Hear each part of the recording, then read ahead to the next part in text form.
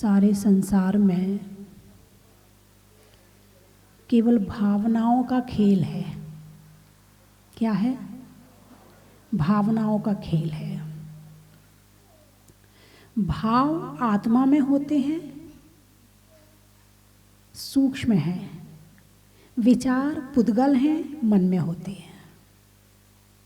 भाव बिना शब्दों के भी हो सकते हैं, लेकिन विचार शब्द रूप होते हैं।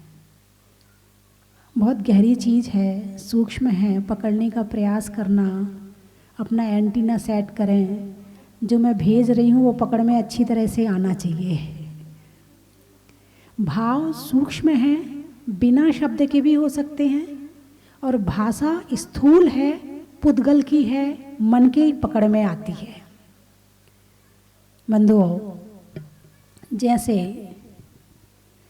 आप मोबाइल लेकर बैठे हैं, हाँ आपके सामने रखा है, आप मना नहीं कर सकते हैं। आजकल साथ में कुछ मिले, परिवार मिले ना मिले, जिनवाणी मिले ना मिले, माला साथ में हो ना हो, मगर मोबाइल साथ में जरूर होगा।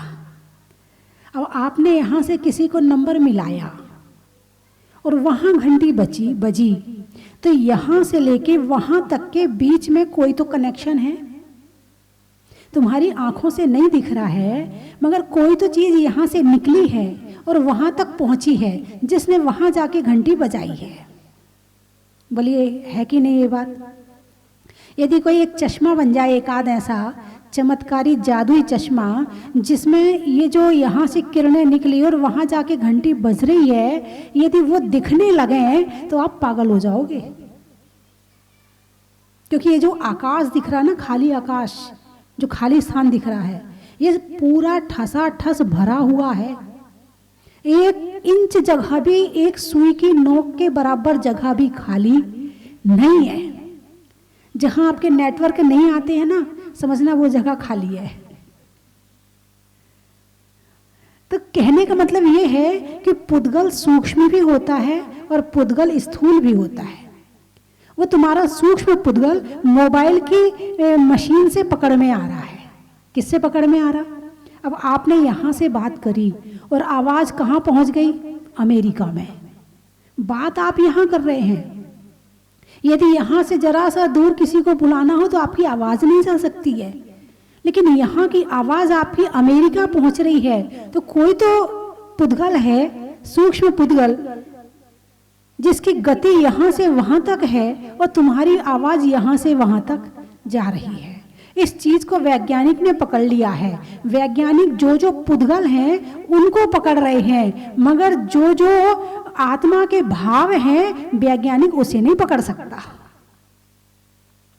क्योंकि मैंने एक बात पहले बताई कि भाव बिना शब्दों के भी हो सकते हैं। वैज्ञानिकों ने शब्द पकड़े हैं, भाव नहीं पकड़े हैं। मैंने शायद कल भी बताया था कि शब्द कम है और भाव ज्यादा है। शब्द कम है और भाव ज्यादा है। जैसे आंसू है, जब हम बात मुंह से नहीं कह पाते हैं, अरे बोलिए ना, तो आंसू आ जाते हैं। ये बात है कि नहीं है? मतलब भाव ज्यादा हो गए और शब्द कम पड़ गए, तब आंसू को आना पड़ा। आप हंसते हो, मुस्कुराहट से भी काम चल सकता है, लेकिन खिलखिला के हंसते हो, जोर से हंसते हो, पूरी शरीर का रोम रोम हंसने लगता है। किसी सामने वाले ने कुछ कहा और आपके अंदर वो चीज समा नहीं पाई, तो वो फिर हंसने के रूप में बाहर निकल के आई। भाव है ये। क्या है? हास्य के भाव हैं, क्रोध के भाव हैं। भाव ज्यादा हैं और शब्द सीमित हैं, शब्द गिनती के हैं।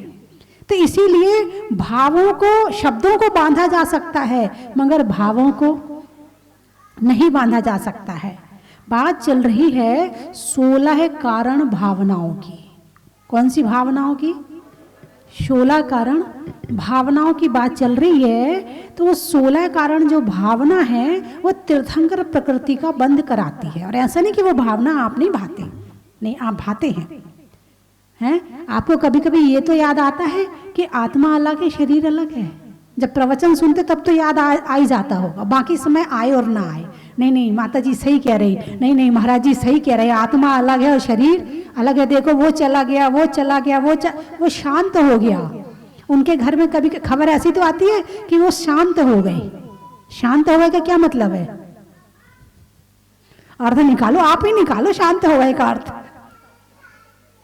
बड़ा गहरा अर्थ है जो ये शब्द बोलते हैं ना। इंसान शब्द तो बोलता है मगर शब्द की गहराई में नहीं जाता है। जैसे शांत हो गए, शांत हो गए का अर्थ क्या है? वो जीते जी शांत नहीं था, अब शांत हो गया। जीते जी तो बहुत उठा पटक करी है, जीते जी तो उसने बहुत, इसने जो नहीं करना चाहिए था वो सब किया है, अब शांत हो गया, अब कुछ नहीं करेगा। कुछ नहीं करने का मतलब शांत होना हो। यहां क्या हुआ? कुछ नहीं कर रहा मतलब शांत हो गया। जब बच्चा उछल कूद करता है तो आप डांटते, शांत होके बैठ जा, डांटते हो ना। बहुत उधम कर रहा है, शांत होके बैठ जा। आपकी दृष्टि में बच्चा उधम कर रहा है, लेकिन भगवान महावीर की दृष्टि में सारे संसार ही उधम कर रहे हैं। व्यवस्थित उधम को आप उधम नहीं कहते हो, अव्यवस्थित उधम को आप उधम कहते हो। बात समझ में आई कि नहीं आई? आपको यहां से वहां तक कहीं जाना है, किसी के पास जाना है, तो आप चल के जा रहे हो ना। यदि आपको जल्दी जाना होगा तो दौड़ के जाओगे। अब बच्चा दौड़ ही तो रहा है और आप कह रहे हो उछल कूद कर रहा है। आप भी दौड़ रहे हो, बच्चा भी दौड़ रहा है। आपका दौड़ना व्यवस्थित है और बच्चों का दौड़ना बिना मंजिल का है, इसलिए आपने उसको उधम कह दिया। लेकिन भगवान महावीर की दृष्टि में जिस मंजिल पर आप जा रहे वो तुम्हारी मंजिल नहीं है, तुम्हारी मंजिल तो मोक्ष है। वहां जा रहे हो क्या? नहीं जा रहे हो। तो कहने का अभिप्राय यही है कि शांत होना एक अलग बात है और वैसे शांत होना एक अलग बात है। और शांतिलाल नाम रखना, क्या हुआ? आप हंस क्यों रहे हैं? मतलब शांतिलाल नाम रखने से, थोड़ा सा बढ़ाओ इसको, शांतिलाल नाम रखने से वो व्यक्ति शांत हो जाता है क्या? नहीं होता। फिर शांतिलाल किस बात का? शांतिलाल किस बात का? मतलब हमारे यहाँ तो बड़ी अजीब बात है, नाम कुछ और रखते हैं, काम कुछ और होता है। ऐसा होता कि नहीं होता? नाम तो शेर सिंह है और एक कुत्ता भौंक दे तो दौड़ के भाग जाएगा। नाम तो फकीर चंद है और घर में मालामाल है। ऐसा देखा कि नहीं देखा आपने? नाम से उल्टा मिठाई लाल है और मिठाई पसंद नहीं है। अब तो और नामों का गजब खेल आ गया है। पहले तो जो जैसा हुआ वैसा नाम, मिठाई खा रहे थे और समाचार मिला कि लड़का पैदा हुआ है, चलो मिठाई लाल हो गए। इमरती खा रहे थे, पता चला लड़की पैदा हुई, इमरती देवी हो गई। किसी को काजू पसंद है तो काजू राम हो गए। लेकिन अब तो बड़े छांट छांट के नाम रखे, लिस्ट निकाली जाती है। पहले नाम कुछ भी रख देते थे और बच्चा एक नंबर का निकलता था। अब नाम छांट छांट के रखते हैं। नहीं नहीं मैं नहीं बोल रही हूं, नाम तो छांट छांट के रखते हैं, मगर काम कैसा होता है ये मुझे नहीं पता, ये आप जानो। बात भावनाओं की है कि 16 कारण भावना से तीर्थंकर प्रकृति का बंध होता है। कल मैंने आपको बताया था और मैंने एक आपको संकल्प भी दिया था, नियम भी दिया था कि 16 कारण भावना की जो पूजा है उसकी जयमाला याद करना और उसे रोज पढ़ना, नियम से पढ़ना। 16 कारण भावना आप भाते हैं, लेकिन आपके भाने में उतनी ऊर्जा नहीं है, उतनी शक्ति नहीं है अभी। जब इन 16 कारण भावनाओं को तीव्र रूप से भाया जाता है तो यही भावनाएं तीर्थंकर प्रकृति का बंद करा देती हैं। आप त्याग की भावना भाते कि नहीं भाते? किसी त्यागी के चरणों में रहते, अरे क्या महाराज हैं, कितना त्याग करते, ओहो इतनी ठंड हो रही है, कैसे रहते होंगे महाराज। तो आप त्याग की भावना तो भा रहे ना, है तपस्या की भावना भा रहे ना। दान कई बार दे पाते हैं, कई बार नहीं दे पाते हैं। जिसके पास नहीं होता है वो भावना भाता है, हे भगवान वो दिन कब आएगा। अरे बोलिए ना, जब हमारे यहाँ हम भी संपन्न होंगे और हम भी दान देंगे। ऐसी भावना भाते कि नहीं भाते हो? है ना। जिसके पास होता है वो देता भी है, ये त्याग की भावना हो गई। दान में त्याग, हालांकि दान और त्याग में अंतर है, थोड़ा सा अंतर है, थोड़ा सा नहीं बहुत अंतर है। दान अच्छी वस्तु का दिया जाता है और त्याग, अरे बोलिए ना, शराब का क्या किया जाता है? दान या त्याग? त्याग किया जाता है। अच्छा, बड़ी समझदार हो। ये ग्रस्त अवस्था की बात है। जब तक आप घर में हैं तो आपके दान में और त्याग में अंतर है, क्योंकि आपको धन से मोह है, धन से आपको लगाव है, धन आपका 11वां प्राण के समान बन गया है, इसलिए अभी उसके देने में आपको खुशी हो रही है, प्रसन्नता मिल रही है। आपको शराब बुरी लग रही है और धन अच्छा लग रहा है, लेकिन एक समय जब त्याग का आता है तो त्याग में फिर अच्छा और बुरा नहीं देखा जाता है। उत्कृष्ट त्याग, कौन सा त्याग? उत्कृष्ट त्याग। यानी कि जब भगवान महावीर ने दीक्षा लेने जब वो गए थे तो उन्होंने दान किया था कि त्याग किया था? अरे बोलिए ना, त्याग किया था। तो उनके पास तो धन पैसा का था, धन पैसा का तो दान किया जाता है कि त्याग किया जाता है? अरे बोलिए ना, धन पैसे का दान किया जाता है कि त्याग किया जाता है? जब तक मोह है तब तक दान किया जाता है, जब मोह की मूर्छा टूट जाती है तो त्याग किया जाता है, क्योंकि राग छूट गया, मोह कम हो रहा है तो उसमें थोड़ा आपने दिया, और मोह पूरा छूट गया तो पूरा त्याग हो गया। बात समझ में आएगी? अभी आपको सोने का हार, डायमंड का सेट देखकर मन में खुशी होती है, लेकिन जिस स्थिति में आपको डायमंड सेट और कंकड़ पत्थर में अंतर नजर नहीं आएगा, उस दिन आपका राग छूट गया और द्वेष छूट गया। तो जब राग और द्वेष भगवान ने छोड़ा और दीक्षा ली तो उन्होंने त्याग किया था, दान नहीं किया था। कभी आपने किसी में नहीं शास्त्र में पढ़ा होगा कि तीर्थंकर ने कभी दान दिया हो? पढ़ा है क्या? पहली बात तो ये कि उन्हें दान देने की जरूरत ही नहीं थी। क्यों भाई? क्या वो अष्टमूल गुण के पालन करने वाले, घर में रहने वाले श्रावक नहीं थे? तो उन्हें दान नहीं करना चाहिए था। दान कब करना पड़ता है? जब सामने वाले को जरूरत हो। जरूरत ही नहीं तो दान किसका करें? तो क्यों उस समय जरूरत क्यों नहीं थी? क्योंकि जहां भगवान का जन्म होता है, जब भगवान आने वाले होते हैं तो 6 महीने पहले रत्नों की बारिश शुरू हो जाती है। जब तक भगवान गर्भ में रहते हैं तो 9 महीने तक रत्नों की बारिश होती है, सबके घर माला माल हो जाते हैं, वहां दान देने की जरूरत ही नहीं पड़ती है। ऐसा पुण्यात्मा जीव आया है कि आने के पहले सुखी कर दिया सबको। यहाँ तो कोई गरीब है तो उसको दान दिया जाएगा, कोई पढ़ नहीं सकता तो उसको पढ़ाया जाएगा, है ना, यही बातें हैं। तो तीर्थंकर जैसे जीव जहां जाते हैं वहां दुख नहीं सुख बरसता है। खुद तो सुखी रहते हैं। मैंने पहले भी बताया था कि जो जीव अपने साथ साथ दूसरों के सुख की कामना करता है वो जीव तीर्थंकर बनता है। अपने उद्धार के साथ साथ दूसरों के उद्धार की सोचता है वो जीव तीर्थंकर बनता है। अपने कल्याण के साथ साथ सबके कल्याण की भावना रखता है वो जीव तीर्थंकर बनता है। और ऐसा जीव जब धरती पर आता है तो वो तो सुखी रहता ही रहता है, उसके आने के पहले सारी दुनिया सुखी हो जाती है।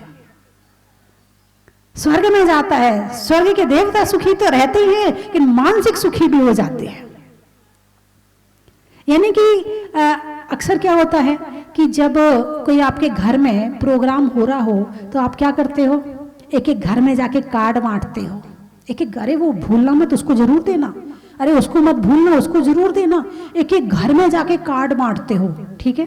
अच्छा, यदि कोई चुनाव में खड़ा हो रहा हो तो एक एक घर में जाके हाथ जोड़ते हो, भाई साहब ध्यान रखना, अरे बोलिए ना। और पैसा भी देना पड़े और शराब भी पिलाना पड़े और गाड़ियां भी लगाना पड़े, लेकिन चुनाव में खड़े हुए हैं तो इतनी सेवा करेंगे, लगता है कि इससे बड़ा सेवा वाला दुनिया में कोई दूसरा है ही नहीं है। लेकिन वो सेवा नहीं है, वो व्यापार है। तुम मुझे वोट दो, मैं तुम्हें अभी पैसा दे रहा हूं, फिर बाद में मैं कमाऊंगा। ये व्यापार बन गया है राजनीति, आज सेवा नहीं रह गई, जबकि राजनीति एक सेवा है। तो ये आपके घर के काम थे, आपकी राजनीति का काम था, तो आपने पर्सनल सबसे संपर्क किया। अच्छा, अब मंदिर में यदि प्रोग्राम हो रहा हो तो अरे बोलिए ना, किस किस से कहोगे, ए तू जरूर आना, मंदिर में प्रोग्राम है, ए तू जरूर आना, भूलना नहीं, अरे काम तो लगा रहता है, नहीं तेरे को जरूर आना है। कभी आपने किसी से कहा अरे दुकान बंद कर देना, कोई बात नहीं है, मंदिर का प्रोग्राम है, धर्म का प्रोग्राम है, जहाजपुर का प्रोग्राम है, जब हम यहाँ का प्रोग्राम नहीं देखेंगे तो हमारा जीवन क्या बचा, सारी जिंदगी धनी कमाते रहेंगे क्या? अरे नहीं, दुकान बंद कर, मैं भी बंद कर रहा हूँ, तू भी बंद कर। कभी ऐसा किया क्या? यदि कोई बंद करके जा रहा होगा ना, पागल है, प्रोग्राम तो 2 बजे है, अभी से काय को दुकान बंद कर रहा है, और 2 बजेंगे तो फिर ग्राहक खड़े हैं सामने, कौन बंद करे? बात समझ में आई कि नहीं आई? 2 बजे दुकान में ग्राहक खड़े हैं, कौन बंद करे? यदि शादी है तो दुकान भी बंद हो जाएगी, कोई दुख नहीं होगा, कोई कष्ट नहीं होगा। यानी अपने घर के काम के लिए एक एक घर में जाके कार्ड बांटोगे, और मंदिर का प्रोग्राम है और आपसे कहा जाए भाई साहब आपको आज शहर में कार्ड बांटना है, अच्छा मैं नौकर हूं क्या? क्या समझ रखा तुमने मुझे? मैं कार्ड बांटने जाऊंगा? कर लो कोई आदमी, उससे भिजवा दो। यानी आपने सेवा को नौकरी समझा और नौकरी को सेवा समझा। लेकिन तीर्थंकर कौन होता है? जिसके हृदय में रहता है ये धर्म का प्रोग्राम है, धर्म का काम है, मैं जाऊंगा तो मेरा भी उद्धार होगा, और जिसको लेके जाऊंगा उसका भी उद्धार होगा। नहीं, सबको लेके जाना है। वहां तो यदि फोन कर रहे, कौन खर्चा करे फालतू में? मंदिर का प्रोग्राम है, मंदिर वाले करेंगे, हम काहे को करें? अध्यक्ष मंत्री जाने, उनका काम है। बोलिए ऐसा विचार होता है कि नहीं होता है? हैं? ये तो अध्यक्ष मंत्री का काम है। यदि महिला मंडल भी होगा तो महिलाओं के मन में भी ऐसी बात आ जाती है, अरे वो तो हमारे यहाँ की मंत्री है, वो ही करेगी, हम लोग नहीं करते हैं। नहीं, जिसको मौका मिल जाए वो ही करना शुरू कर दो, क्योंकि इससे आज बीज पड़ रहा है। यही भावना अगले जन्म में थोड़ी और बड़ी होगी, यही भावना अगले जन्म में और बड़ी होगी, यही भावना अगले जन्म में और बड़ी होगी। और यदि केवली शुद्ध केवली का पातमूल मिल गया तो यही भावना तीर्थंकर प्रकृति का बंद करा देगी। जो अपने कल्याण के साथ साथ सबके हित की सोचता है। घर में 4 जने हैं, ए तू रुक जा, प्रवचन मैं सुनाती हूँ। अरे नहीं, काम दोनों मिलके कर लेते हैं, चलो दोनों साथ में चलेंगे। ऐसा भी तो कर सकते थे, सुबह थोड़ा जल्दी उठ सकते थे, दोनों मिलके चले जाते। नहीं, तुम यहीं रुक जाओ, मैं चली जाती हूँ। अरे क्या पागल है, प्रवचन घर में टीवी में आ तो रहे, वहीं सुन लेना ना, क्या दिक्कत है? हाँ, दिन भर तो प्रवचन आते हैं टीवी में, जाने की जरूरत है क्या? ऐसा भी हो सकता है। फिर भी अलग प्रभाव पड़ता है, टीवी का प्रभाव पड़ता है। मैं ये नहीं कह रही हूँ, क्योंकि मुझे इसके रिजल्ट बहुत मिले हैं कि लोग जब आके बताते हैं कि हमने 1 टाइम खाना शुरू कर दिया या 2 टाइम खाना शुरू कर दिया, या कहते हैं हमने अष्टमी चतुर्दशी के उपवास, मैंने केवल टीवी में बताया था और इसका इतना प्रभाव पड़ा कि लोगों ने घर में बैठ के नियम ले लिया। अब जैसा मैंने कहा कि 16 कारण भावना की पूजा याद करनी है, मुझे विश्वास है कि सब याद करेंगे। बस यही भावना रहती है कि मेरे साथ साथ सबका कल्याण हो। कई बार तो मुझे पता क्या लगता है कि जो दिमाग है ना, यदि दिमाग की फोटोकॉपी हो रही होती तो निकाल के सबके मैं लगा देती, फिर सब स्वाध्याय करते बैठ के, सब भगवान की भक्ति करते बैठ के, सब लिखते बैठ के, पढ़ते बैठ के, उपवास नियम व्रत करते। अब लेकिन ये संभव नहीं है ना, पॉसिबल नहीं है कि अपनी दिमाग की फोटोकॉपी करके आपके दिमाग में लगा दूं। बंधुओं, भावना, यदि दुनिया में सबसे ज्यादा प्रभाव किसी का है तो भावना का प्रभाव है। भावना से ही बंध है और भावना से ही मुक्ति है, भावना से ही सुख है और भावना से ही दुख है। सुख और दुख ना वस्तु में है, ना मकान में है, ना दुकान में है, ना कपड़ों में है, कहीं नहीं है। यदि हमें अच्छा लग रहा है तो सुख है, नहीं लग रहा है तो दुख है। बात समझ में आई कि नहीं आई? सामने वाला अच्छा नहीं लग रहा है तो दुख है, सामने वाला अच्छा लग रहा है तो सुख है। बस हमारे राग और द्वेष के कारण हमें सुख और दुख की अनुभूति होती है, वरना दुनिया में ना तो सांसारिक सुख है और ना दुख है। यदि है तो केवल एक चीज है, वो है आत्मा का अलौकिक सुख, और वो मिलेगा ध्यान में, वो मिलेगा 16 कारण भावनाओं में, वो मिलेगा धर्म में, और वही हमें जिंदगी जीना सिखाता है। अभी जो जिंदगी जी रहे ना बहुत अव्यवस्थित है आपकी, मेरी भी मैं कर रही हूँ अभी व्यवस्थित, ऐसी बात नहीं है कि पूरी व्यवस्थित हो गई है। न जाने वो कौन सा जन्म होगा जब पूरी व्यवस्थित हो जाएगी, कई जन्म लगेंगे व्यवस्थित करने में। जब मेरे ये विचार हैं तो आप अपनी जिंदगी की सोचिए कि आपने अपनी जिंदगी को क्या व्यवस्थित किया है। दुख बुला रहे हैं या सुख को निमंत्रण दे रहे हैं? बोलिए ना। सारी जिंदगी दुखों को निमंत्रण देते हैं, और जिसको बुलाओगे वही आएगा, जिसको बुलाओगे वही आएगा। तो सुख जो है भ्रम है, सांसारिक सुख, सुख जैसा लगता है नहीं है। यदि सुख जैसा भ्रम नहीं होता तो हमारे भगवान घर छोड़ करके नहीं जाते। सबसे पहले तो भगवान से ही सीखो। रोज जाते हो, हाथ जोड़ते हो, भगवान से पूछ तो लो, भगवान महल मकान क्यों छोड़ दिए थे? भगवान स्त्री पुत्र मित्र और परिवार क्यों छोड़ दिया था? हमसे तो छूटता नहीं, आपने क्यों छोड़ दिया था? कभी प्रश्न कर लिया करो भगवान से जाके। नहीं, भगवान का तो आपने, भगवान दुकान नहीं चल रही, जरा दुकान चलवा देना। यदि चल गई दुकान तो भगवान बहुत अच्छे हैं, और नहीं चली दुकान, भाई रोज तो मंदिर जाते, कुछ होता ही नहीं है। हमारे यहाँ वो ना इतनी पूजा करते थे, इतने पाठ करते थे, फिर भी उनके साथ में ऐसा हो गया।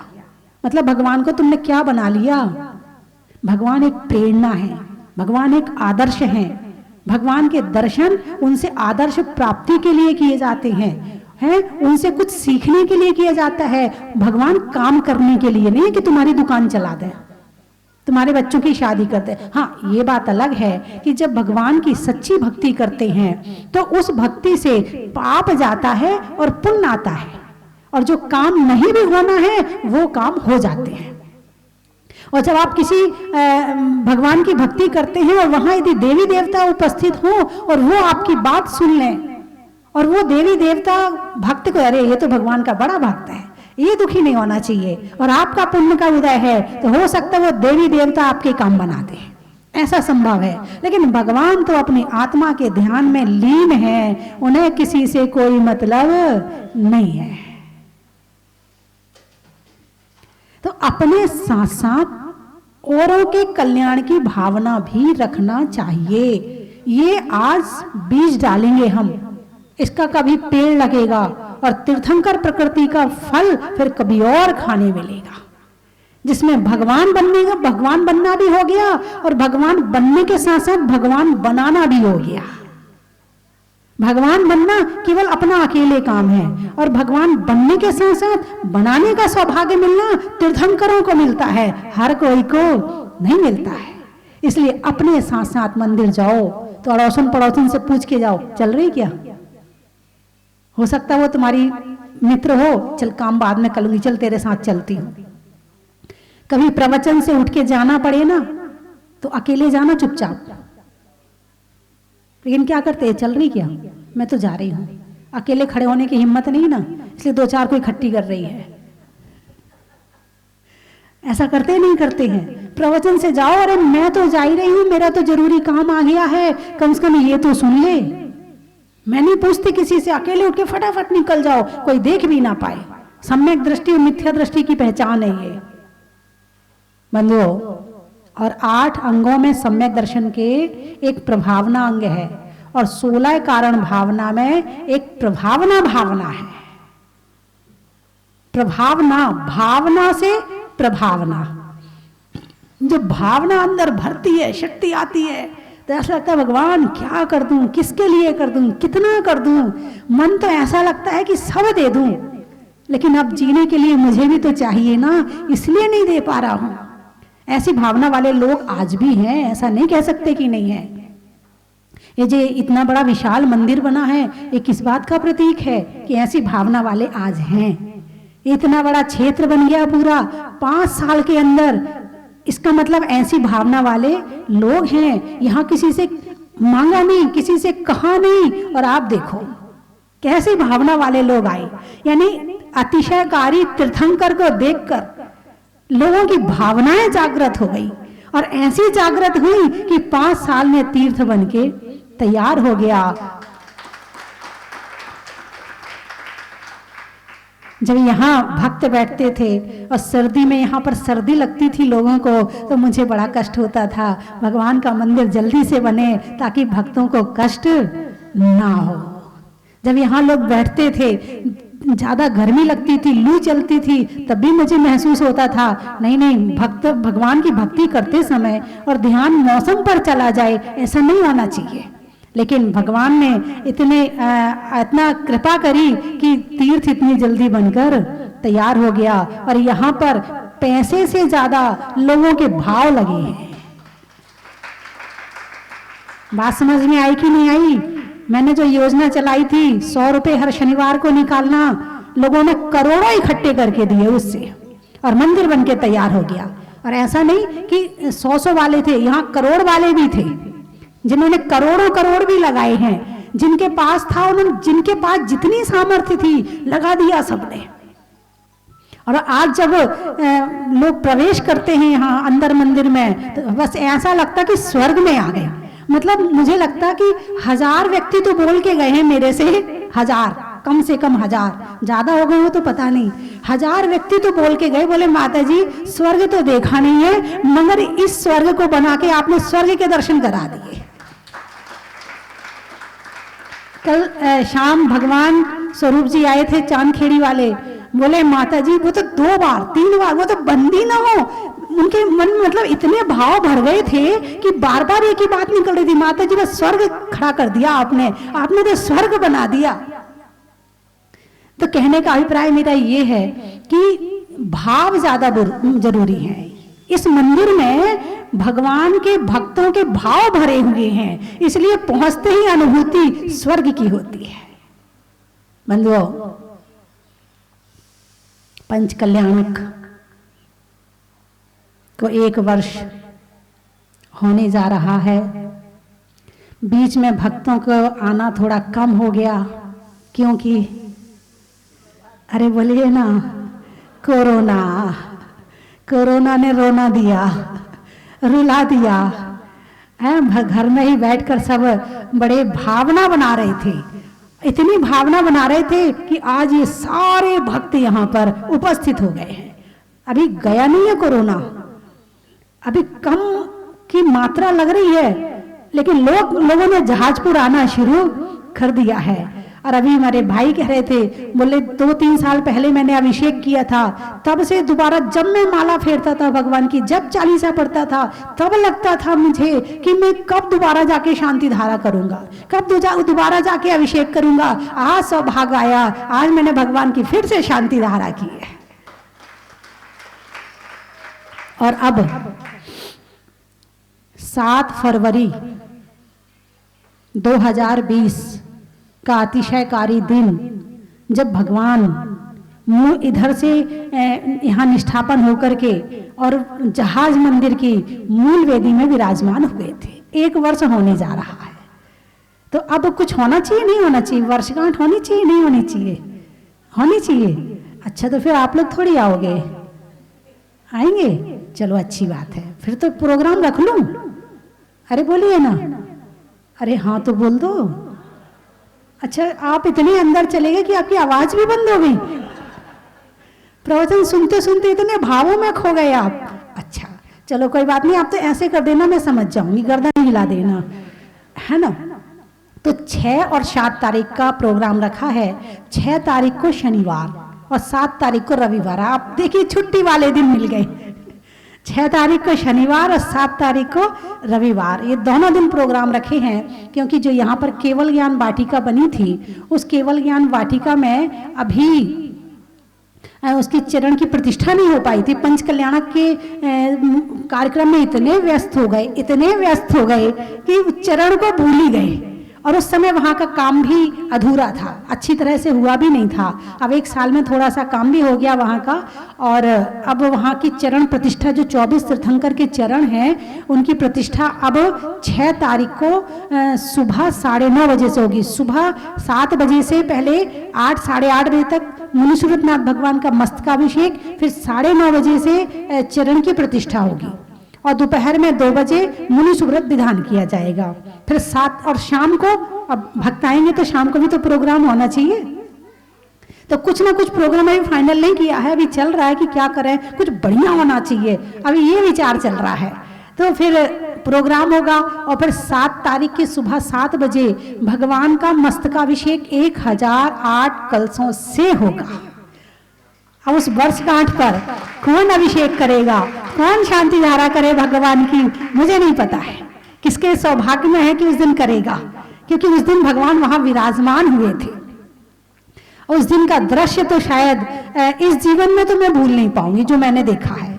जब भगवान यहाँ से निकलकर और भगवान वहां जाके विराजमान हुए थे, क्योंकि विकल्प था मन में एक कि भगवान को भगवान का वजन इतना है कि कैसे प्रतिमा को उठाएंगे, कैसे वहां विराजमान करेंगे, कैसे लेके जाएंगे, बड़ी तैयारियां कर रहे थे। लेकिन जब लेके गए तो मुझे तो लगता कि मनुष्य नहीं ले गए, देवता लेके गए थे। ऐसे हाथों हाथ चले गए, ऐसे हाथों हाथ चले गए कि रोम रोम पुलकित हो रहा था जब भगवान यहाँ से जा रहे थे। तो हाँ, आंखों से आंसू निकल रहे थे सबके। वो दृश्य तो वो कल्पना से परे है। जिसने टीवी में देखा है उसके लिए भी और जिसने साक्षात देखा है उसके लिए भी। तो उस दिन फिर सुबह 7 बजे से भगवान का 1008 कलशों से महामस्तकाभिषेक किया जाएगा। 9 बजे से 9:30 बजे से उस दिन फिर रथ यात्रा का प्रोग्राम भी रखा है। पहली बार रथ यात्रा निकलेगी यहाँ पर।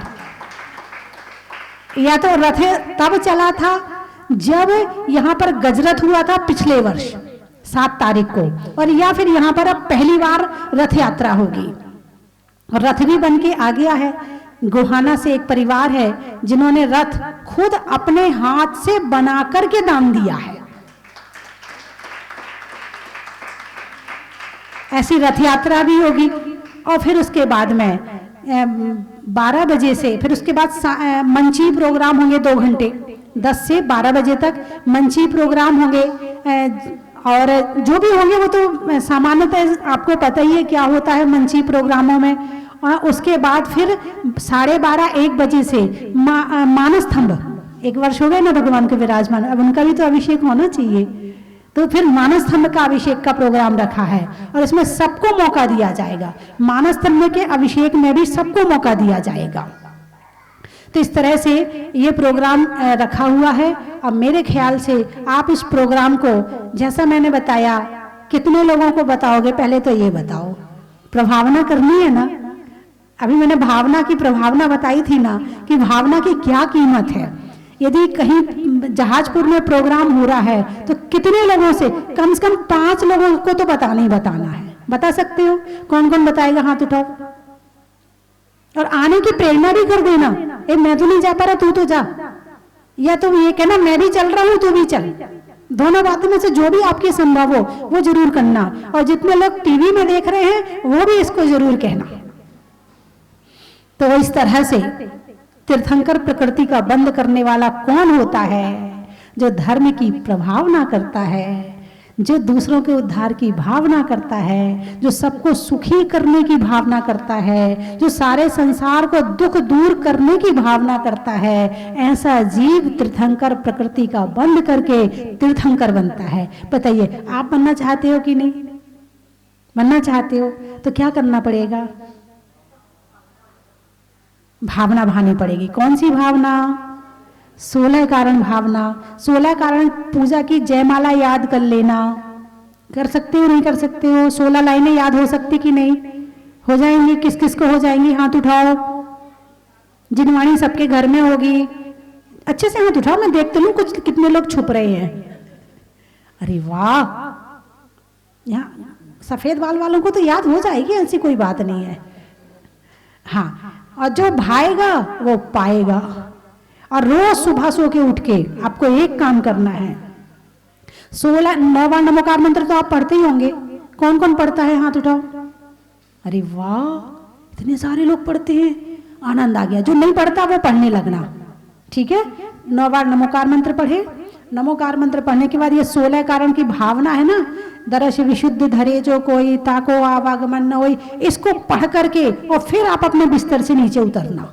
आप इन 16 कारण भावनाओं को रोज भाना, और एक दिन आएगा कि तीर्थंकर प्रकृति तक पहुंचा देगी आपको। बच्चों को याद करवा देना और बच्चों को भी यही संस्कार देना कि पहले 9 बार नमोकार मंत्र, 16 कारण की भावना, उसके बाद बिस्तर छोड़ो, उसके पहले नहीं, अभी से संस्कार दे देना। और जो देगा तो मतलब 16 कारण भावना का जो कार्य है ना, अपने बच्चों से शुरू करना है। किससे शुरू करना है? प्रभावना करनी ना, प्रभावना करनी है ना। जब तुम अपने बच्चे में नहीं कर पाओगे तो कहां बाहर कैसे कर पाओगे? तो शुरुआत कहां से करनी है? बच्चों से करनी है, उनको जरूर याद करवाना है ना। हिंदी में मात्रा का, स्कूल में छात्रा का, आज आपकी जहाजपुर की यात्रा का बड़ा ही महत्व है। अनाज में चना का, गर्मी में पना का, और 16 कारण भावना का बड़ा ही महत्व है। अनाज में दाने का, इनाम में पाने का, आज आपके यहाँ आने का बड़ा ही महत्व है। रहने के लिए ग्राम का, नहीं होने में संग्राम का, और 6 और 7 तारीख में होने वाले प्रोग्राम का बड़ा ही महत्व है। कहाँ कहाँ से आए हैं? उज्जैन, मंदसौर, उज्जैन। अच्छा, चेहरे पर नैन का, बोलने में बैन का, और आने वालों में उज्जैन का बड़ा ही महत्व है। आम की बोर का, अंगुली में पोर का, और आने वालों में इंदौर का बड़ा ही महत्व है। सागर, पानी में गागर का, जातियों में नागर का, और आने वालों में सागर का बड़ा ही महत्व है। मंदसौर, आम की बोर का, खाने में कौर का, और आने वालों में मंदसौर का बड़ा ही महत्व है। स्वर्ग में परी का, बैठने में दरी का, और आने वालों में शिवपुरी का बड़ा ही महत्व है। उदयपुर, पूर्व वाले कौन कौन है? जयपुर, उदयपुर, गंगापुर। गाने में सुर का, रिश्तों में ससुर का, और आने वालों में उदयपुर, गंगापुर, जयपुर का बड़ा ही महत्व है। और खाचरियावास, अच्छा, लेने में सास का, बहू में सास का, और आने वालों में खाचरियावास का बड़ा ही महत्व है। रायसेन घड़ी, भोजन में बड़ी का, हाथ में घड़ी का, और आने वालों में रायसेन घड़ी का बड़ा ही महत्व है। मुरार, बिजली में तार का, प्रभु को नमस्कार का, और आने वाला में मुरार का बड़ा ही महत्व है। जोर से बोलो। नैनवा, सर्दी की हवा का, बीमार में दवा का, और आने वालों में नैनवा का बड़ा ही महत्व है। कोटा, महिलाओं में आटा का, फूल में कांटा का, और आने वालों में कोटा का बड़ा ही महत्व है। मुंबई, महीनों में मई का, रजाई में रुई का, और आने वालों में मुंबई का बड़ा ही महत्व है। करेरा, रंगों में हरा का, गांव में दरा का, और आने वालों में करेरा का बड़ा ही महत्व है। और कोई रह गया? प्रयागराज, महलों में ताज का, महलों में ताज का, खुलने में राज का, और आने वालों में प्रयागराज का बड़ा ही महत्व है।